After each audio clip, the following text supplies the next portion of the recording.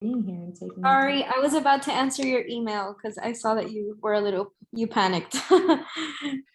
Yeah, I was like, oh no. Well, that's why I try to hop on at least 5 minutes in advance in these cases, like technical difficulties, things. Yes. Well, cool. How are you doing tonight? Doing good, doing good. It's nice to meet you all. I know Madison Hi, well. Ruoyun. Hello. I'm just here to be the background. So when everything starts, I'm just going to turn off my screen. So it's just you and Alan on the screen. Oh, Awesome. perfect. Sounds good. Yeah, Cool. we should probably give people a few more minutes and then we'll get started. Yeah, Yeah. and for Q&A, usually in the past with these Zoom webinars, what I like to do is, as people have questions just throughout, they can just start putting them in the chat at any time. Then at the very end, we can just go through them. Does that work for you? Yes. Yes. Cool. Yeah, so for everyone participating, first, thank you for joining. And second, as if you have any questions that pop up throughout the webinar at any time, you can just enter it into the chat, and at the very end, we'll go through them all in order.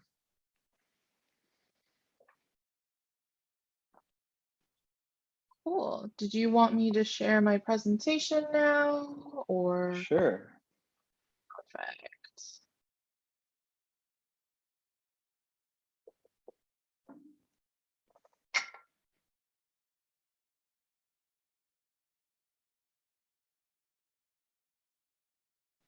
Confirming that everyone can see this screen. Yes, perfect.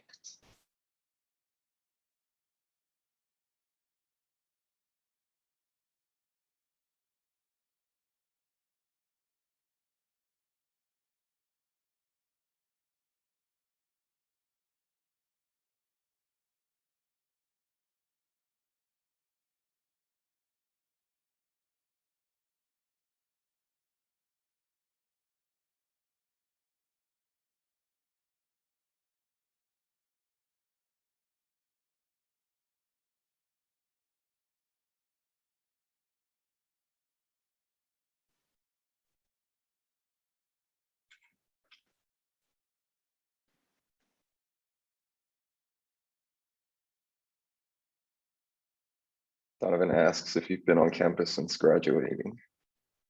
I was actually just chatting it back, but this is much easier if I can talk along the way. Yeah, thanks for having me. Yes, I have been on campus multiple times throughout the years. As I haven't been able to be on campus. Well, hold on, timeline wise, it's the pandemic, the years kind of mold together. I think the last time I was on was post-pandemic, but was actually because my two best friends from college at St. Ed's, and I talked to them every day. We were planning a engagement proposal under the tree. And so that was the last time I was on campus because we were trying to figure out how he was going to propose to her. And this was like right when everything was starting to shut down. So there was that. Yeah. That All is of so the cool. things. Yeah. Did he say yes? Yes, yes, yes, yes, absolutely. They are happily married. I officiated their wedding during the during the pandemic. So actually my timelines are now connected again. So I think I was last on campus for that occasion a year ago, and then during the pandemic, I married them as an officiant. So, and their kid is my godson. So I'm a proud auntie of them. So That is awesome. yeah. But yes, historically, in the past, I would come on campus to guest teach for professors on and off. My early years after graduation, I was still involved with the St. Edward's, our sister school in Japan. We have a group of Japanese students from APU that would come every summer or every spring. And so the couple of years afterwards, I was definitely hanging around campus and being the tour guide and Wow, that's introducing so them cool. around. Yeah. Yeah, it's definitely lots of fun. It gave me a lot of great contacts. So when I graduated, I actually spent a week in Japan, predominantly in the Beppu APU area, couch surfing with all of my friends after graduating back in the day. It feels Well, really sounds weird that like an it's been so adventure. long ago. Yeah, it was fun. It was fun. Cool. It was definitely the solo trip that I've been wanting. Awesome. Well, I guess we're ready to go. Cool. Awesome. So thanks everyone for joining tonight. My name is Alan. I'm the president of the Hilltop AMA. Today we're hosting Ruoyun Killian. She's in digital marketing. She's had over 10 years of social media marketing industry experience. She works with businesses and organizations to continue amplifying the impact that they can create through human-centered marketing. So thank you so much for being here today. Take it away. Thanks for having me. And it's a pleasure to be back on campus virtually and getting to see the next generation. It's always fun coming back on every semester or every year to just see how things have evolved since I've left the Hilltop. But yeah, so welcome. And to all, I wish I could see more faces because I like to see visual, but I'm excited to have you on and excited to talk about humanizing digital marketing. So this is a keynote that I give at conferences, at different organizations and different universities. And as Alan has introduced about me just a little bit more, I have been I'm basically a grandma in the social media realm because I started before Facebook had business pages. I ran my own agency called C3 Nami for the last 5 years. And then in the last years, transitioned into individual consulting. And I've worked with brands like BigCommerce, Serenity Kids, and I've spoken at Mobile Biz, Concordia, St. Ed's, ACC Fashion Incubator, and I currently sit on the board for St. Edward's University on the business school. So it's really a great pleasure to be on here. So we're going to dive in today about humanizing digital marketing. Now, for those of you that are students, you grew up in the digital arena, right? So most of this stuff is your day-to-day, but everybody is now on the same page. And I'm going to dive a little bit more on what that means, how that adjusts to brands. And we're also going to chat about how you can use this humanization effect in how you build relationships moving forward, but also as you go into the job network and doing job networking in the future. Because marketing is basically like recruiting. So I'm going to have a quick little fun exercise in between as we're talking as well for you guys to like walk through along the way. So diving in, and Alan, if you can give me a 5-minute chat warning just to make sure that I'm on time, that would be awesome too as we're going through. But to dive right in, so digital is becoming the primary form of communication. Like I said earlier, you guys are digital nomads, so to you, this doesn't feel anything different. But with the pandemic and lockdown, what it actually did is it accelerated the technologies that companies were developing by 5 years. So I joke and say it's like everybody essentially went up a couple of grades. So we're totally intellectually there, but we may not be emotionally ready for all that it entails as we go. And on top of that, we have a whole new audience. So everybody, including your grandma, is now digital thanks to the pandemic. And they prefer to do their shopping in person. But regardless, and what happens is now that everybody's on here and the digital platform, it's no longer about who is effectively communicating, but it's about how and what you're cultivating through this effective communication, which is trust.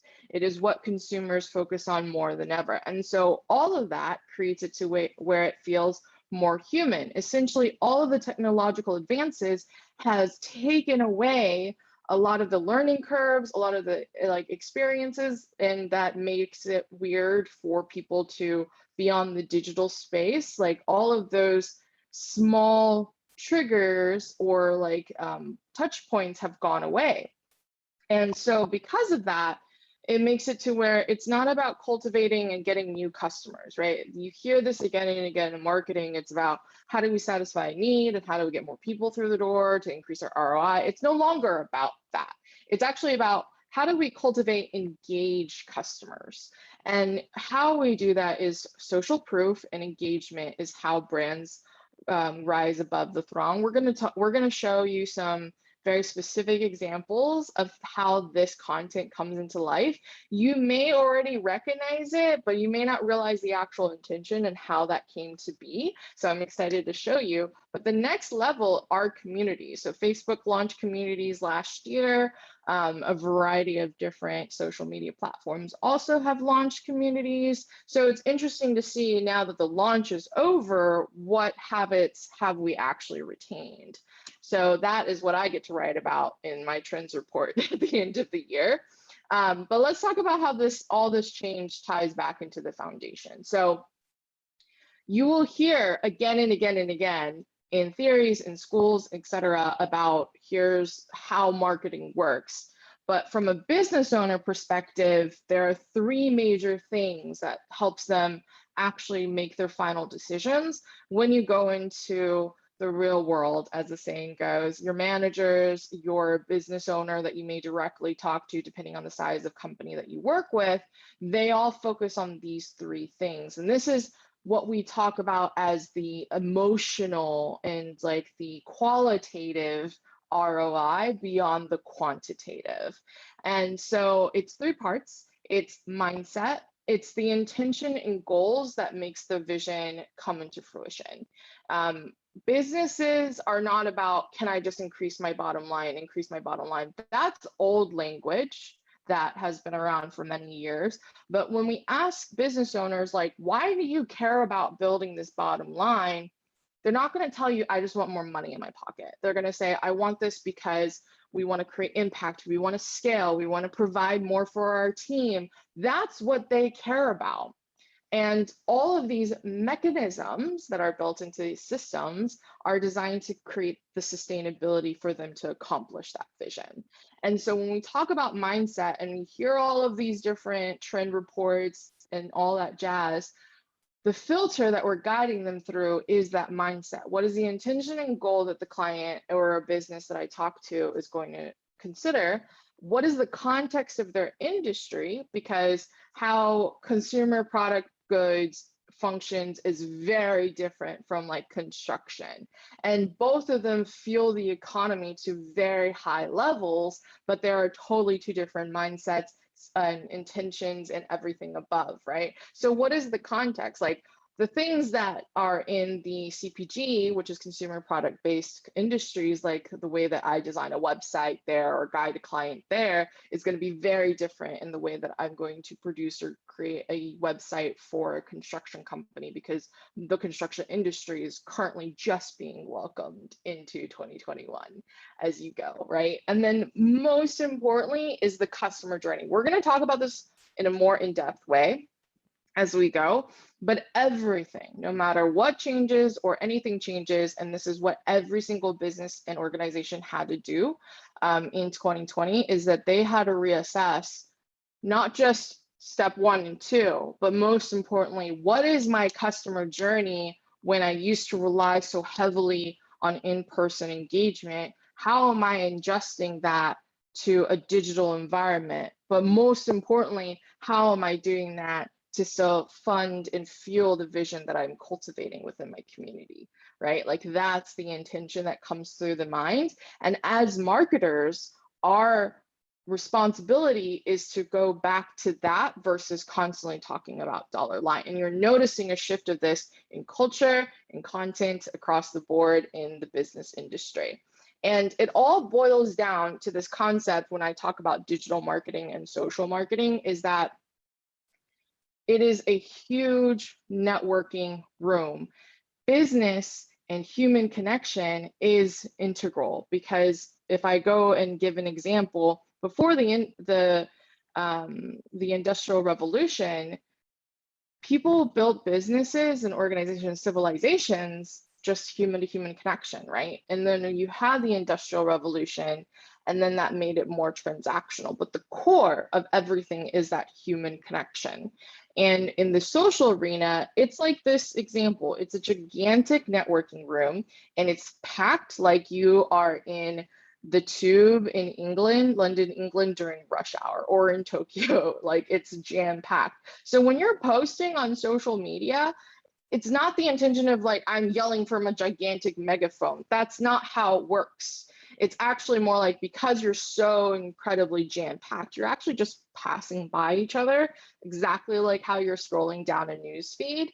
And when you're just passing by each other, it's about how much of a connection can I make with that person, that as I scroll past them, they are so excited about the content that I connected with them on, that they're willing to share it to their friend, so that the next person that scrolls and engage with me is already excited. And that creates that word of mouth. But it all boils down to that one-to-one connection, that customer journey that I mentioned earlier. That's what it boils down to. So we're going to talk a little bit more about what that means, but really at the core of human-centered marketing, the power behind the brand is two things. It's the human relationship with your customers, that customer journey that I talked about, and then the impact created in your community, right? So those three foundational things that I said earlier, it's about, why does the owner or the organization care to expand in this specific way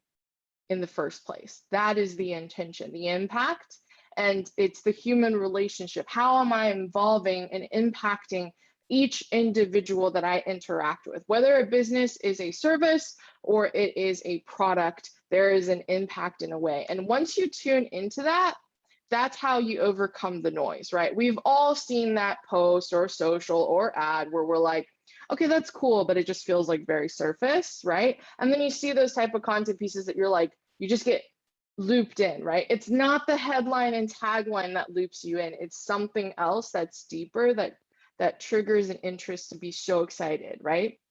So that's human-centered marketing.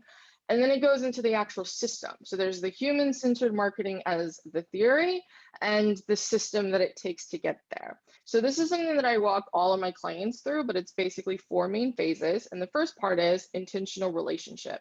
What is the relationship that you are looking to cultivate within your community? What does that look like? How does that feel like, right? And we're going to talk a little bit more about that in later on parts of the session today as we go. But then afterwards is like, what is the creative reflection, right? Like, what makes that ad go from a surface level experience to a, oh, that's really good, I'm so excited, I have to share on my stories, right? Like, what is that type? And then third is, what is the conversation you're looking to engage that makes someone so excited to share that story? Like, share a post into a story as an example, or tag their friends in comments. What is the thing that you're trying to cultivate with that content or series of campaigns and content?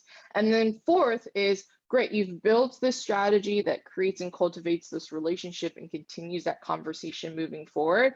How are you assessing your analytics to adjust and grow? Analytics and transactional quantitative numbers aren't inherently bad, as long as you're able to use that number to feed to why you're using that number in the first place, right? Like, if you set a KPI to reach a specific goal, why is that goal created? Is that goal created for more money, or because it just sounds like a great silver carrot? Or is it because it's actually achieving a fundamental thing to your large vision of the impact that you're creating within your community? And the reason why I asked that question is because if you don't have that answer, then when something goes wrong, you don't have the reason to sustain and persevere, right? That is a concept in how we as human beings interact overall, whether we're as an individual or as a company overall, because things won't go perfectly. That's just life, right? But what is the thing that's going to help you persevere as you go through? So I've covered a lot, but there are 2 parts to building that relationship as we talk about the in-depth way of designing it. So there's the thing that we all think about, the thing that you have probably built multiple strategy plans on in your papers and in your research, which is the tactical side. What are the logistical marketing pieces that you're going through? If you're talking to a Gen Z, they may be operating on TikTok more versus Instagram. If you're talking to millennial, you're going to do that. Little intricate things of like, do you say things that are chuggy or not chuggy? That's also a conversation, right? So there's a tactical side of building this relationship. But then there's that emotional, right? It ties back to that why. Why is someone so excited to work with you? Why are you so excited to work with them? What is that emotional experience that you're having that customer feel as you satisfy that need? The need in marketing 101 is marketing is to figure out the need that we're satisfying someone. That's the tactical, right? I have tactically helped you figure out this bottle, right? But the emotional side is it functionally helps me do this in my day-to-day. I take it everywhere with me. It's sustainable. I literally drop it 24,000 times. Like there's all of these things. I'm still describing as a customer how it functionally helps me. And that comes across as tactical, but there's like emotional attachments to it. And in those emotions that you're building with them and the excitement of not only does it help me functionally, but I'm also saving the planet because I'm not doing plastic bottles 24,000, and this company is also very sustainable. So I feel like I'm playing a part in it, right? These are things that in the generation of Gen Z, which most of you are a part of, that's innately built into your core. It is not something built innately into the core of most generations prior, right? I'm in a millennial generation and I am called a bridge in that space because I recognize both what was pre and what was after. But it's in these emotions where you gain the most amount of trust. So let's talk a little bit about defining your voice along the way. So it's like, how do you deliver this function to make it to where you stand out? If I am a business that sells a water bottle, how do I build my most engaged fans about the bottle equivalent to how much people love musicians, right? And that starts with knowing who you are. And so we're gonna actually do a fun little exercise on this, where if you have the opportunity, go ahead and take out a piece of paper. And the reason why we're gonna go through it as you. So remember how I said earlier that marketing is like recruiting? If you know how to find your ideal company and vice versa, if you're on the company side, I have these conversations all day long because I recruit and build marketers within companies. So, but it is a two-way street, but it's about knowing who you are and how you're serving into the company. So we're going to do this exercise for you, and hopefully this will help you as you're in your journey here at St. Ed's. And then it'll help paint a little bit more of a tactical picture for you. So on the sheet of paper, you're going to start with your ideal audience. So how you're going to do it is paint a picture of your favorite client. So paint a picture of your favorite companies. How do they act, walk, and talk? What's their vibe? Are they like super buttoned up and structured? Are they like super chill, like they look really professional, but like likes to wear jeans?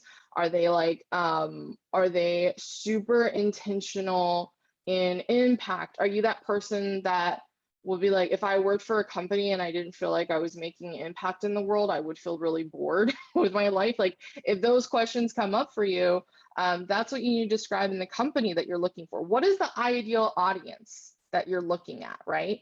And then looking at, so I'm going to use an example because I, as a consultant, technically I fit the role of an employee. Instead of an employee, they choose to hire out an advisor consultant, which is me, right? So I'll use myself as an example along the way. And so my ideal audience are change makers.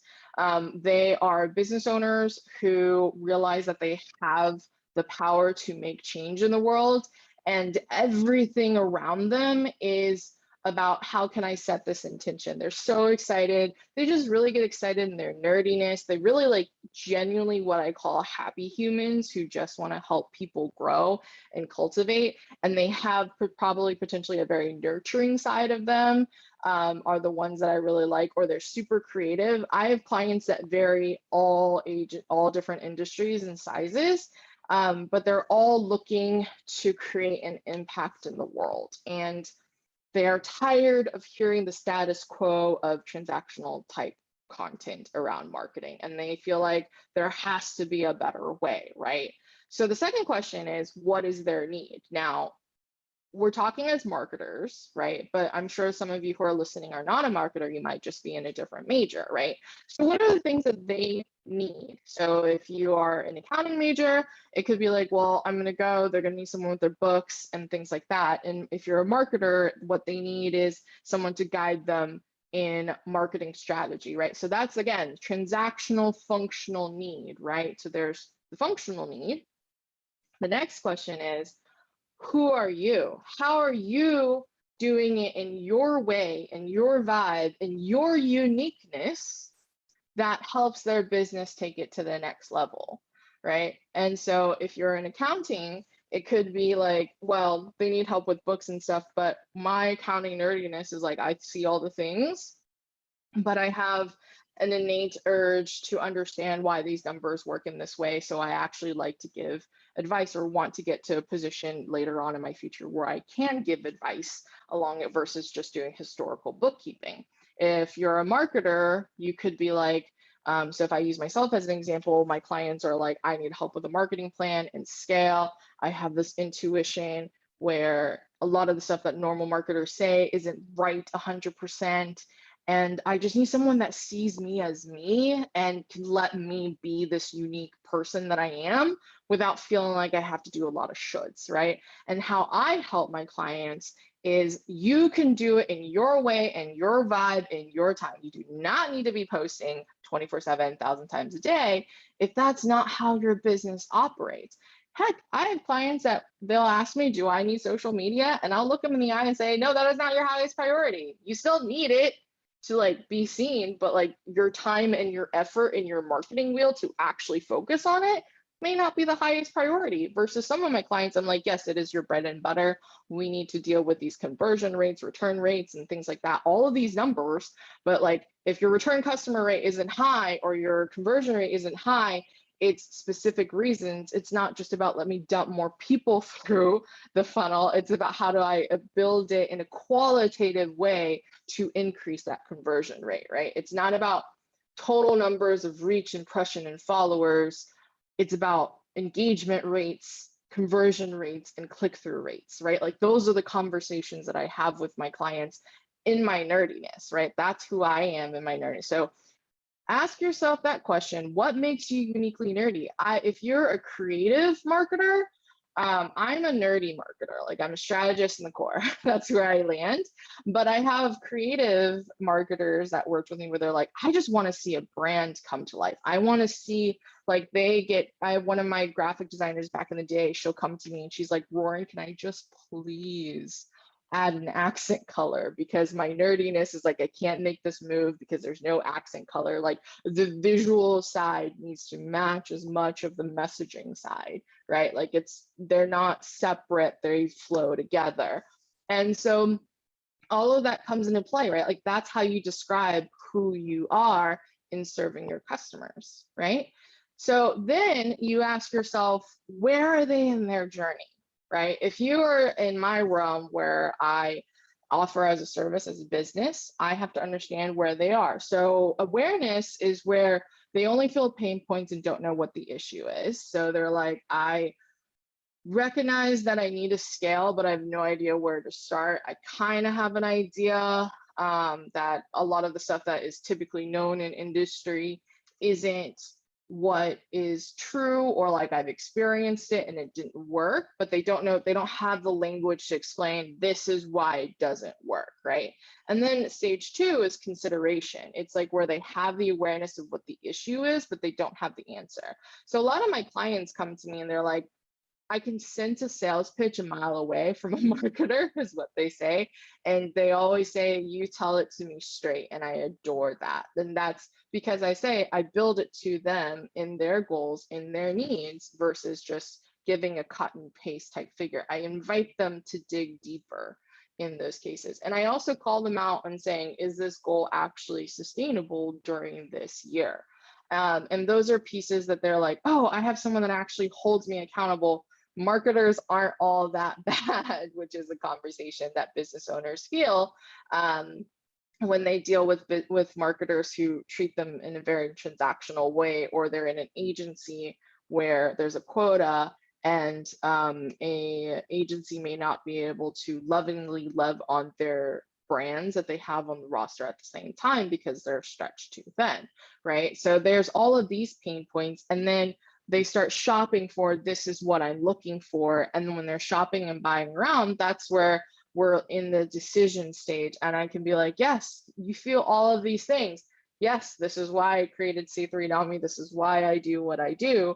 And why they stay with my brand is because they connect on the larger mission. It's because in my case, I'm very naturally bold, if you can't tell already. But if the thing that for me is that I say is that businesses are built for human impact and human connection, right? Like that's the reason why they built their businesses in the first place. And if you go on my website, that is what I say as my thesis statement. And if you are uncomfortable or you don't believe or jive with that, we're not a good fit. There's an intention and reason as to why my website is set up in the way that it is in that space. So this is and this applies for all different businesses as it goes through, whether it's a service or a brand. So this part of the exercise is for you to use it not just for yourself, but once you understand how to pitch yourself, you'll be able to do it for other brands and other companies as well, and how to pitch them. It's really tuning into who they are. And once you know that,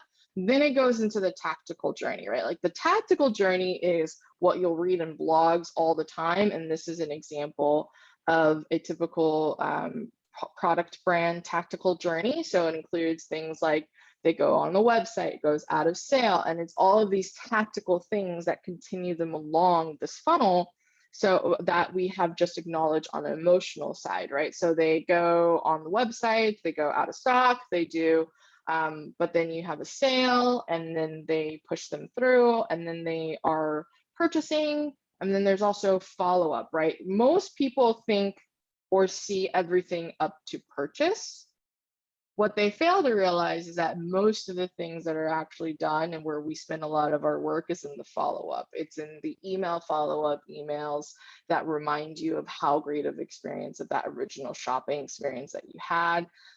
It's the social content that you see that makes you super proud to be wearing a specific piece of clothing or using a specific product, right? That's where we spend probably 80% of the time, because going back to my larger conversation point, which was, it's not about getting new customers, it's about consistently engaged customers, because there is that cost of acquisition. And the joke is that people are like, a new customer value is like the value of a car. The moment they complete that initial purchase, the value starts depreciating like a car. And that is because we start forgetting how good that experience is. And that's why most of our time is actually in the after sale, because if we can get them so excited, they'll actually be willing to talk about us. And so the next person that comes to the door is a happier client, it's a more ideal client, and it's someone that took less cost because it's a word of mouth. So a lot of the content that you're seeing nowadays on social isn't just about people seeing people to build that trust element. It's about my friend telling me as well. So it's like, what can I do from a user generated content? So let's give you some examples. So how do you show up? So there is, when we talk about that content and how long they're actually we're spending and creating content for, everything has to point back to the messaging of the brand. We just did an exercise using yourself as an example of how you present yourself online, right? from a recruiting perspective, everybody's going to search for your online image. And it's not just about don't post the drinking pictures. It's about, we want to know your Instagram. We want to know how you act, walk, and talk, and see if that's a good culture fit. There's these things that we do on the recruiting side. It's the same thing that you do when you go on and you look at a new product. If you see an ad, your instinct is going to click their Instagram feed or whatever feed that they're on so that you can get to learn them more, right? It's not always landing directly on the site. It could be going to the social and then going to the site. So on your social media, I call it the heart. If the website is the best sales pitch, then your social is the heart. It's where the actual things that we're promising on the website becomes reality as we go.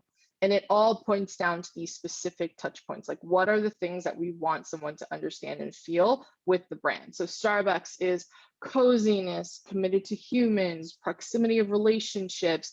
Like, people know Starbucks. It's in that space. It's consistency. I can go anywhere in the world and I'll be able to see and know that I'm going to get my specific type of coffee along the way. And how they do that is through a series of different type of content pillars. So you're going to hear content pillars of like, we're going to do a campaign on this, on this, on this, and on this, right? But they fall into 3 functional reasons. The bottom part is foundational. It's the know me and like me. It's the most amount of content that you're going to see on someone's grid. It's for someone to build trust with you. And then the second layer is promotional. It's the pieces, most people assume digital marketing to be like, go straight for the ad, right? And for them to get to know you. But a lot of it is, that's not the case. It's about building the trust at the foundational level that you're seeing and then increasing it at the promotional level.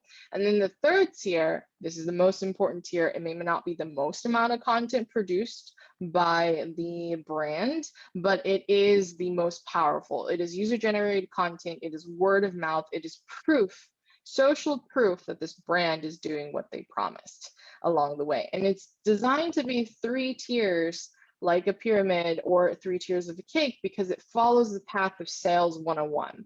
Know me, like me, which is foundational. Buy from me, talk about me.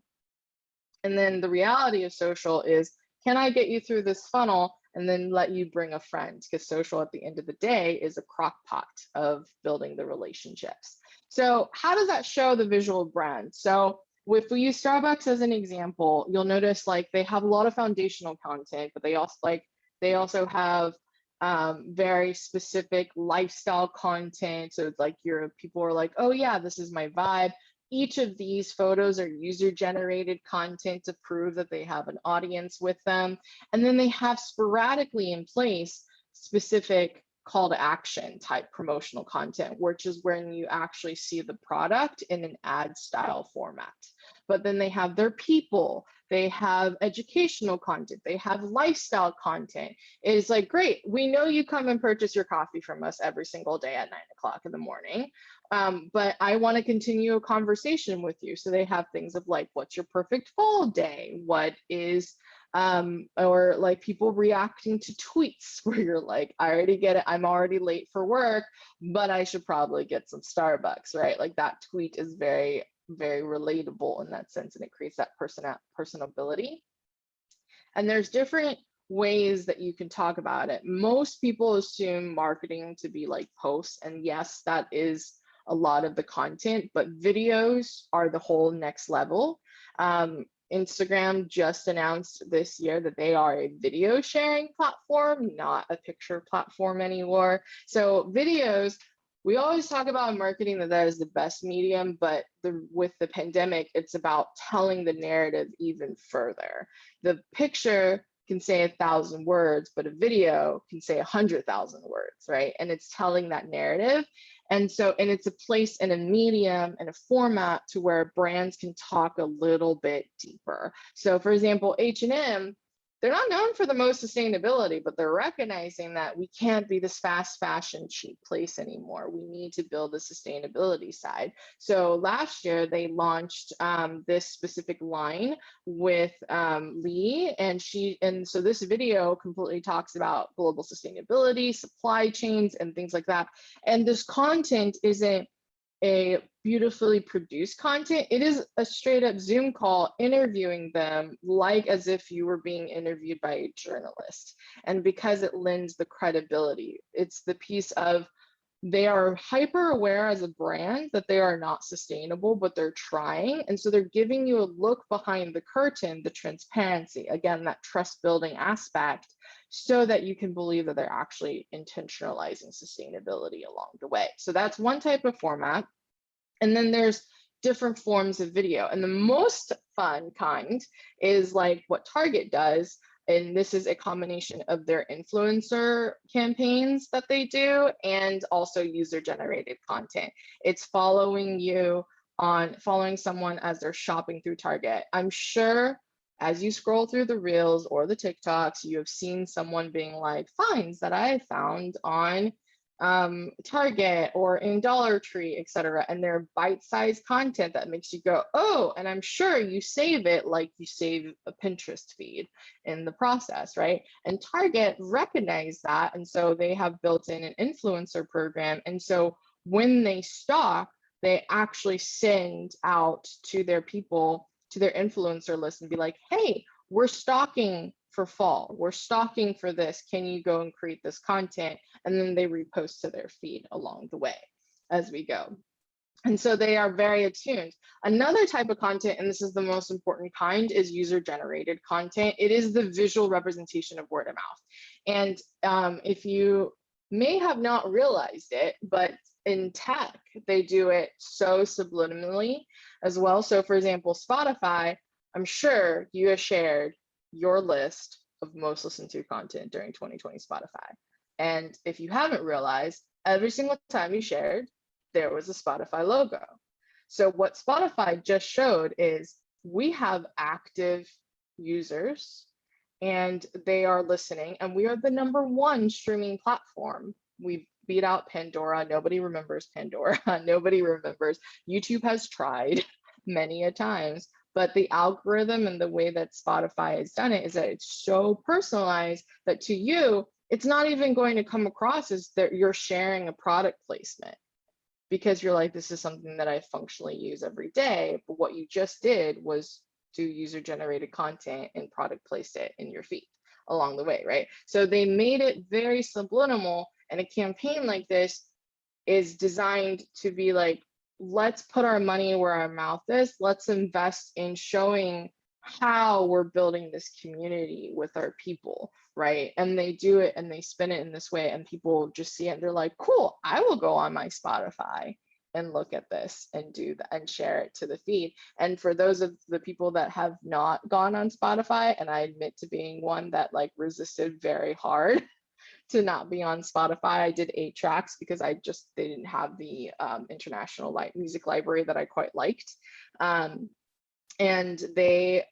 I kept seeing it. I was like, that's cool. Do I want to pay for a subscription? Not yet. And then they bought the company that I was using. So that's why I moved.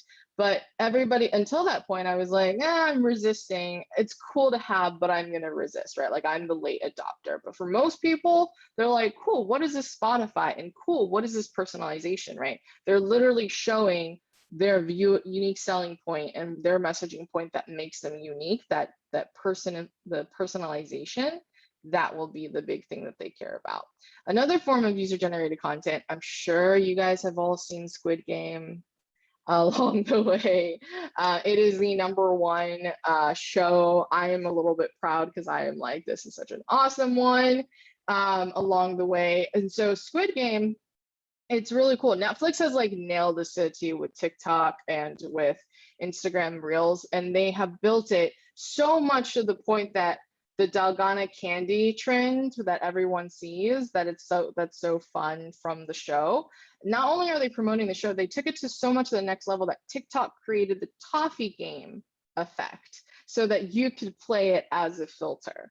So it's a different level where it goes from, this is something cool that you're seeing content, to TikTok, the social platform, recognizing that there needed to be a filter to play this game for more interaction so that people don't end up on Instagram, but stay in TikTok, if that puts in perspective.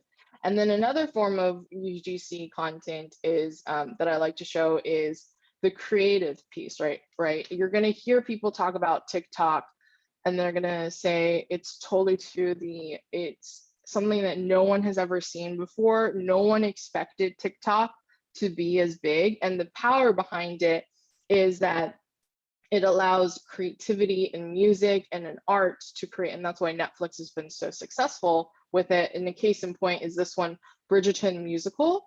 Bridgerton was another #1 show. And what boosted it to that #1 spot on Netflix was people being so excited that they created TikTok and content. It takes that point where one form of creativeness and creativity and that medium of the show gets transformed into a musical, into dance, into a whole thing, and it's now gone live along the way. So there's so much that you can do in creating content that builds the impact that they're looking to create. So I've gone through a lot.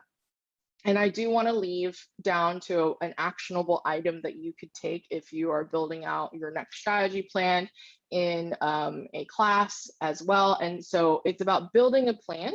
And the one thing to ask yourself is, what can you do that creates 80% of the impact? It's not about, let me overhaul a whole business plan that I'm probably working on for a class, or if you're working at an internship for a company, it's not about overhauling the plan, right?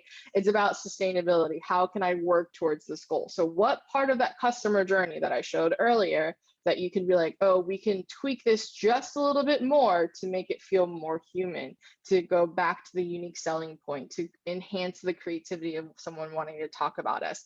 What is a single campaign that I can implement? What are the tactical key results that you can create from optimizing that step? And then what is the step-by-step plan to make that happen, right? But start with one thing. It's about doing one influence at a time to make that happen. And it's an iterative process. So it's about creating the content, engaging with your audience, and then refining it as you go. And it's all about evolution. Social media moves very quickly, but it's because as human beings, we're constantly evolving. And so it's about being comfortable with change and evolving and tweaking the system as you go. And remember, influence happens one drop at a time. Thank you, guys.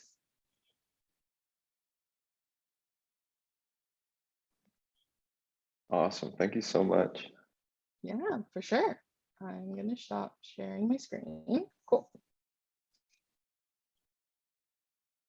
All right, so we'll transition to the Q&A. For anyone who has any questions, chat is open. Go right ahead.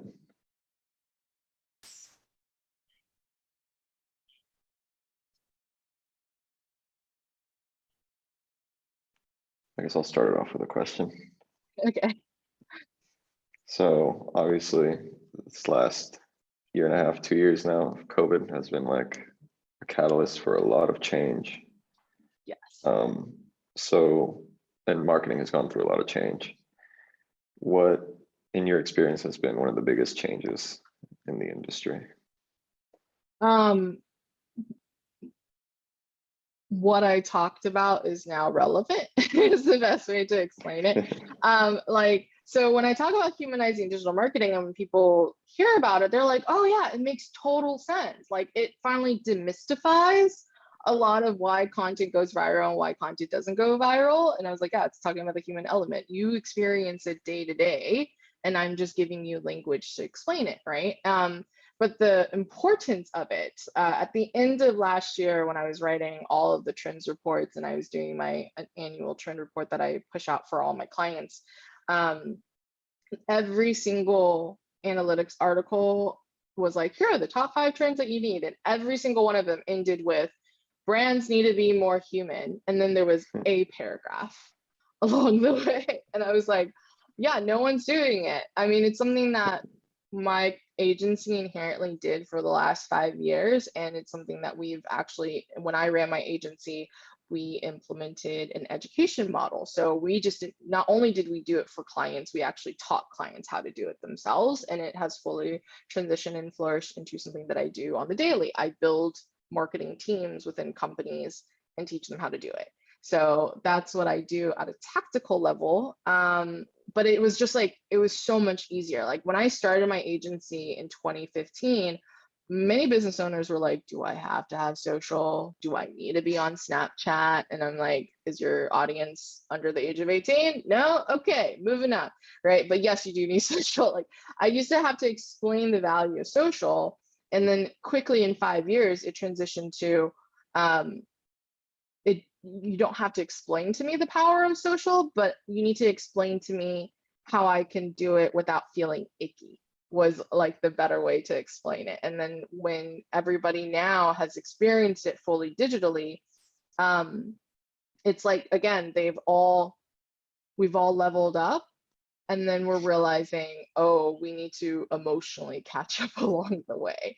So that's like the big thing, but it was like a freedom. It was something that as an innovator and being a business owner, we are innovators in our industry. And so it's really nice to see something that you've been on the forefront now slowly become the mainstream, and there's like a breath of fresh air. And I'm like, cool, I don't need to convince you anymore. I just need to like work with you on it now, is my happy space. The other thing is like boundaries, like self-worth and boundaries are huge. I mean, I am a huge proponent of self-worth and boundaries, but like business owners, not only like prioritizing that human instinct as well, but being like, yeah, that should be it. I don't care what XYZ famous guru is saying to me. If it feels icky, then it's not right. And like really trusting their own gut and owning that space. And for myself personally, I love that I don't have to constantly be meeting people all the time. Like I'm in Zoom calls all day long, don't get me wrong,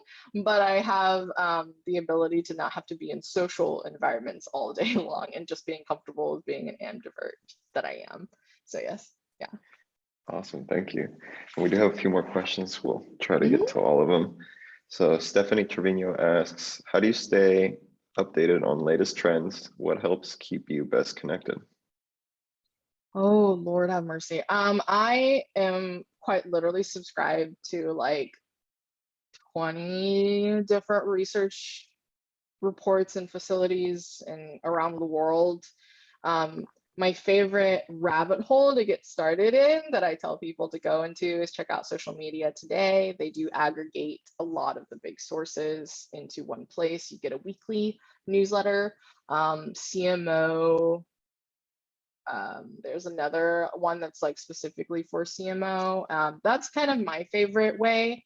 And then yes, so literally I have I get 20 emails at least a week on just purely dedicated to trends and reports, and then I filter them through to a Basecamp message board, which is my task management system. And then every month I do a cleanup where I'm like, here are the big highlights, but it allows me to at least for a quick 5 minutes assess things and see, like, an article came out that IGTV is going away. They're merging it with the video feed. And I'm like, well, of course, that's how technology works, because they are a tech firm along the way and they're optimizing and UX. And then it's funny because like we're marketers, but we also have to be techie translators. Like a client's like, why is Facebook doing this? And I was like, so please understand they're a 10-year-old company. So they're just getting to this phase of, as a company, they're figuring stuff out and they're building technology that has never existed. And it's in the public eye in real time. So they don't have a lot of leeway. GE, IBM, Apple, they all have like NDA filters galore. So they can do the bad QA behind the scenes, whereas these companies don't get that luxury, right? So it's like being able to understand the engineers' understanding in order to then hack the algorithm is what I like to say. Yeah. Sure. And then Carol A asks, what advice could you give to new marketers, girl bosses striving for big projects? Oh, I mean, I could say a lot. Just be yourself. I know that's the most cliche thing that I could say. Is that being comfortable with being vulnerable and being comfortable with fear of with failure. Failure is part of the game, right? Failure is there. You don't have to worry about, you can always aim for perfect, but it does not need to demean your worth if it doesn't work out 100%. Right. And because the thing is, like, even if it works out only 80%, the 20% difference could be a whole new world that you never realized that you were going to do. Like, if that, and when I was in college, I was expecting to like move my way up a large ad agency, go international. Like, that was what I was expecting to do. And then in the middle of it, I was like, I don't want to go corporate. How about working on with smaller businesses? And having to do that shift and being comfortable with change is the best advice that I can give as you can go. I was like, you can go hard and all the way, but don't let it debilitate you if you need to tweak along the way. Awesome. That's great advice. Thank you. Mhm. And then Brian asks, what is your favorite thing about what you do as an occupation? I can be sassy and tell the truth.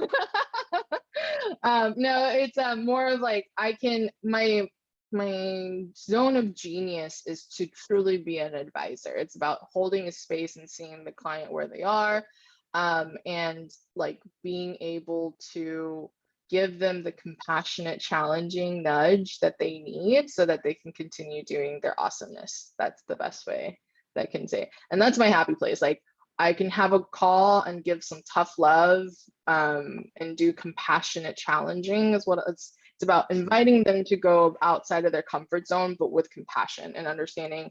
Yeah, I'm inviting you to go into the unknown, Frozen song included and all, but it's going to be with realistic humanist, like in a humanistic viewpoint and expectations, right? So that's and then for them to be like their ideas buzzing after they leave, that's my favorite part. Yeah. Awesome. Madison asks, do you think influencer marketing is sustainable? Relying on young TikTokers, for example, do you think it's a reliable strategy? Oh, that is a very that is a that's a lot of layers. So yes, influencers are sustainable, but it's not about how can I get Kim Kardashian to be my person, or can I get Ariana Grande to be my person? It's not about that. It's about who are my big champions and influencers. And if you read, there's like micro influencers or under basically 500 to 1,000 follower influencers, which honestly is just the average human being these days, because the average human being knows about 500 people. Those are your biggest influencers, because it's real people with a decently, like, instead of them telling 2 to 3 of their friends, they're going to end up telling about 20 to 50 of your friends, and 20 to 50 is all you need, right? And it's about getting them excited to share with their friends.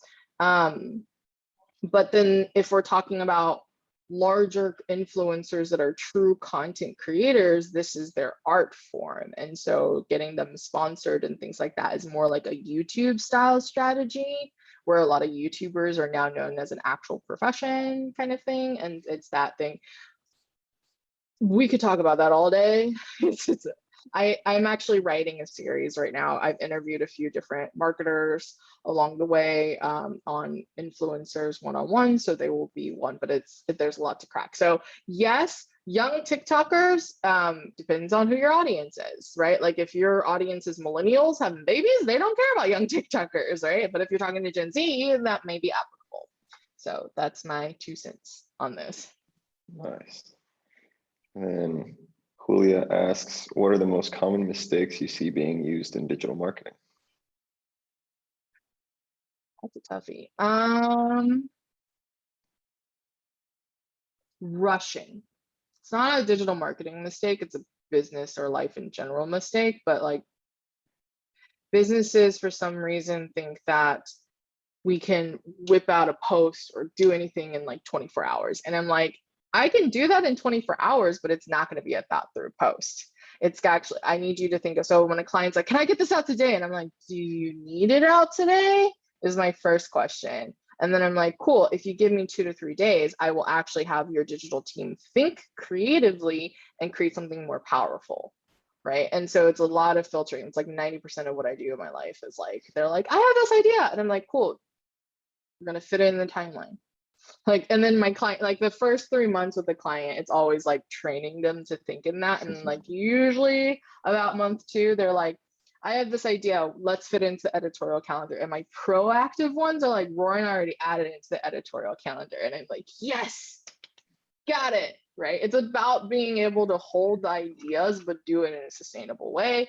And that is honestly the most common mistake across the board that I see, is not actually content that is done surface. It's because it's done surface because there wasn't ramp time. Cool. And then Donovan asks, as a bridged millennial, what is the next step for digital marketing once companies find humanizing their brand as the norm? So I say this is that society needs to be rehumanized. So this is a larger conversation, is that everything is very transactional and people assume that the government is going to take care of the humanization of our systems as how we operate as a society. And yes, they are, but they respond based on demand.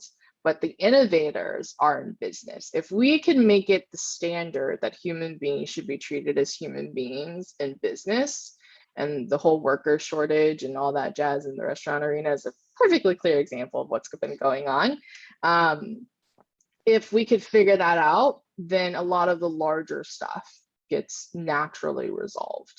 So, and then digital marketing, as in terms of next steps,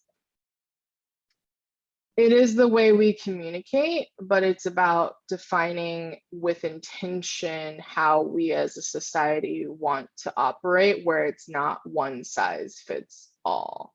So it's, again, how can we allow a diversity of opinions to occur without derailing or creating a blockage in an organization. An organization is society, right? Like there's your family unit, your interpersonal unit, your company unit, and then there's society. It's a amplification. So if I went completely into a larger tone, it is because that is the direction. We're innovating in the innovation space, and it'll eventually humanize across to other parts, which is the goal. Yes. Thanks. That's a really How that profound gets, answer. yeah, how that gets answered isn't actually my role as a millennial. It's your role as a Gen Zer. I'm not supposed to be the person answering. I'm purely opening the gate to make it easier for you guys to do it. Very true. Thanks No for the pressure. And then Tracy Medina Pena says, what set you on your path and how did you prepare yourself? No, what set me on my path and how to, so my path in marketing has always been the same. I've become more eloquent since high school in explaining why I do it. I now say, like, I want to inspire people to be themselves and continue creating the impact that they're creating, right? We're just smoothing the communication, right? It's not about effective communication, it's about effective communication to cultivate good relationships, right? Like that's what I do. But in high school, if you asked me why I wanted to do marketing, I said it's because I wanted to hack people's brains, because I was a hacker and a coder back in the day, right? Like that was me. So what got me down on my path was I watched Asia just has really great advertising.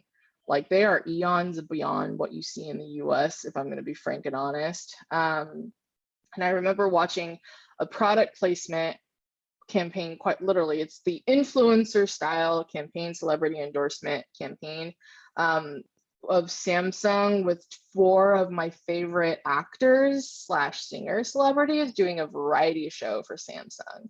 And I was just so impressed by, like, for pure entertainment, you have bought me into more of like, when I eventually get a smartphone, I totally want to have a Samsung along the way. Like that's forever ingrained in my mind.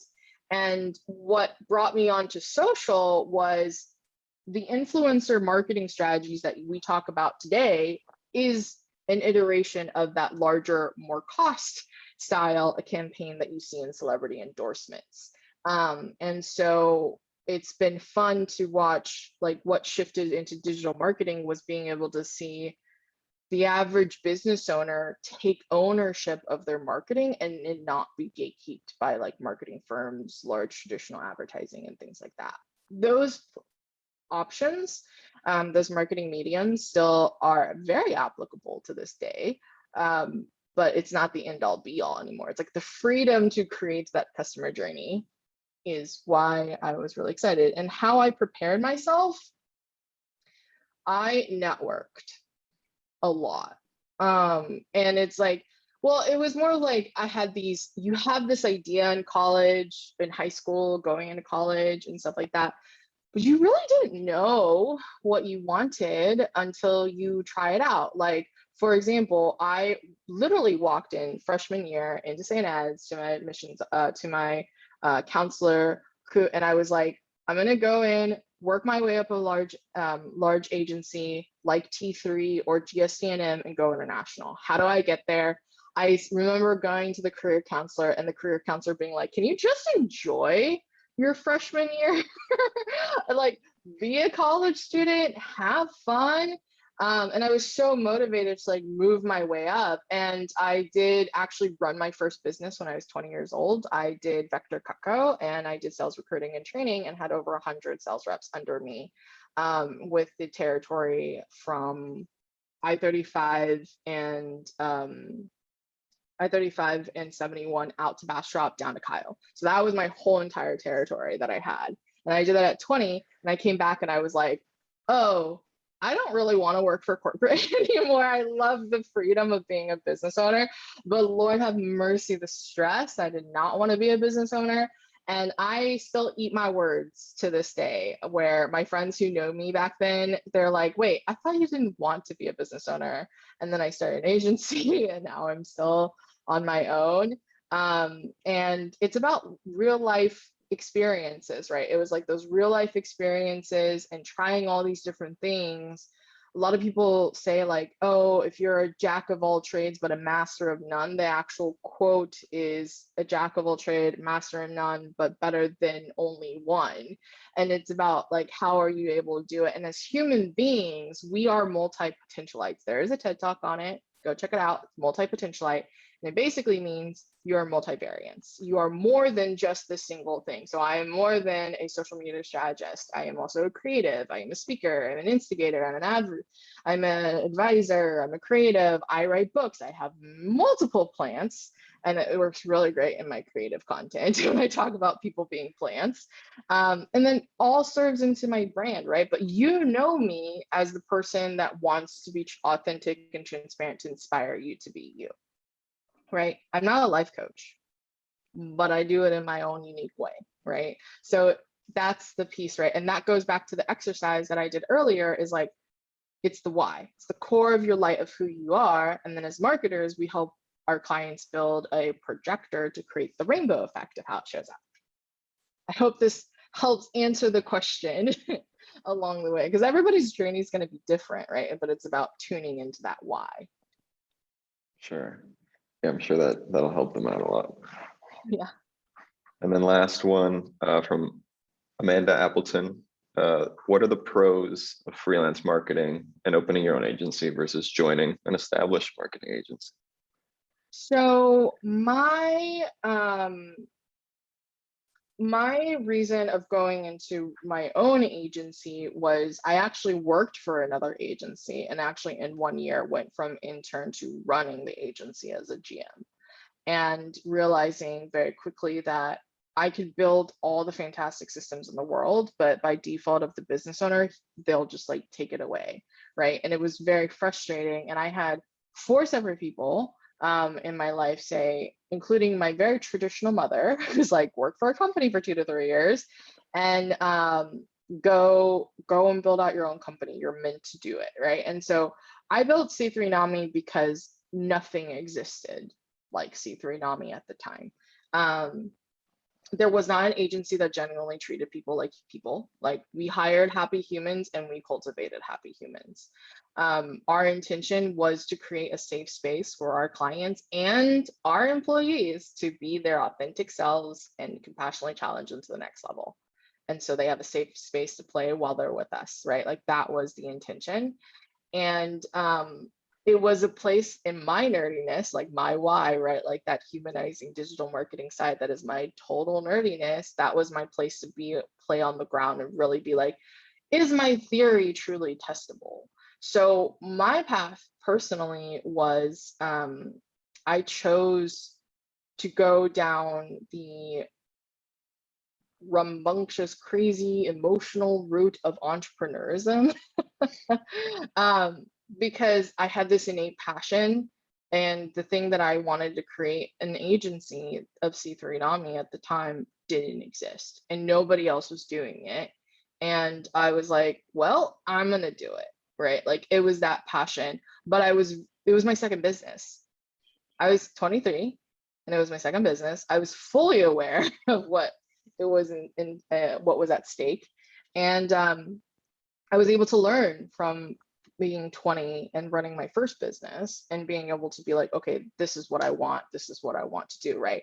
So to answer your question, if you're in this space of like, should I go freelance? Should I go this? Should I do, et cetera? Like I'm technically still my own business. I am my personal brand. I operate fully separate. I don't operate as an independent contractor. I am technically an independent contractor, but it's like, I have my own business hours. I could take my own time off. I can do all these things, but I structured my business to be separate from a client.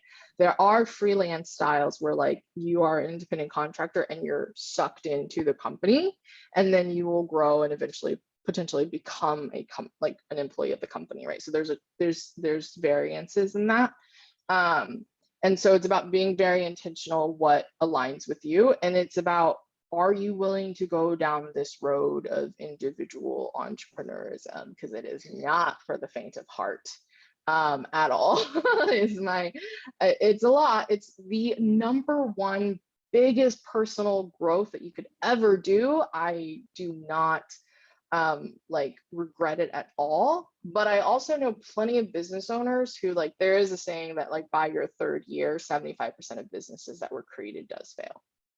And the reason is because they may or may not, like, it's usually in the first year, they're like, I want to start a business. And they're like, actually, that's not the lifestyle that it means. Just because you say I can work however many hours you want, it's actually more like, great, choose when you're going to work the 60 hours you're going to work that week is actually the more reality to it. And so people leave at that by year one. By year three, it's the, is this what I really wanted? Meaning they stumbled into it because they were an innovator. They saw nobody else had it, but this wasn't like speaking to their big why, right? And then they hit 5 year and it's like, do you scale? Do you implode? How does that going to look like, right? And so in my case, my 5 year, I knew actually from the very beginning, I was building C3 NAMI out in 5 years and I was exiting. Whether C3 NAMI existed afterwards was up to debate, right? Like I definitely wanted it to exist.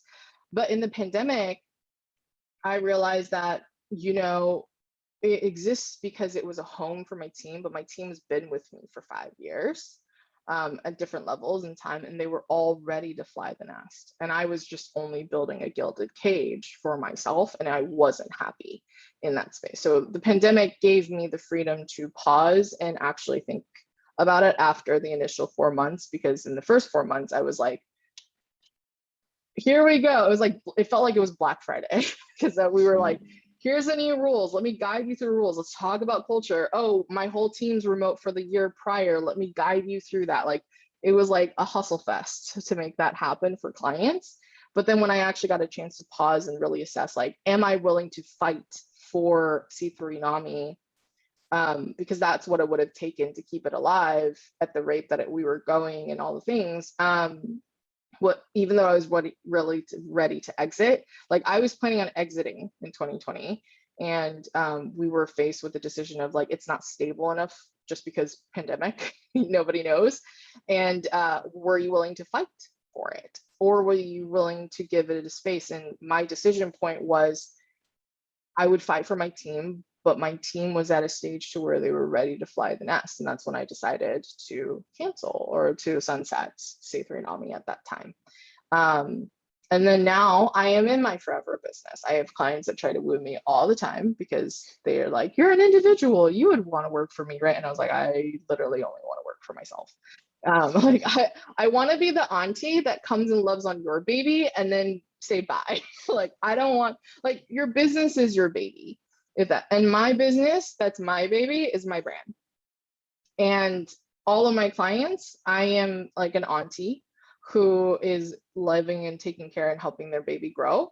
But at the end of the day, it's their baby, and I don't want to be a parent to their baby in that case. And that's the buy-in of the business. It's at the very high advisory level in that case. So I hope that helps answer. It was a very like multi-layered question. So Hopefully it answered Amanda's question. I'm sure it did. yeah. All right. Well, I guess that's the end of our webinar today, and I appreciate everyone for tuning in. Yay, I'm glad to help answer it. Thank you for having me. And if you have any questions or anything like that, feel free to follow me on my social, and I will be looking forward. Just feel free to, I'm always open for DMs. Just DM me a question and just say I saw you here, and I'm happy to answer all of the things. But thanks for having me, guys. Of course. Thank you for sharing your time with us tonight. Really appreciate Yeah. it. You guys are doing awesome, by the way. Like, I'm excited to see what you guys are going to create and cultivate in the world. I am too. Awesome. All right. Well, have a good night. Thanks, everyone. You guys have a great night. Bye. Bye-bye.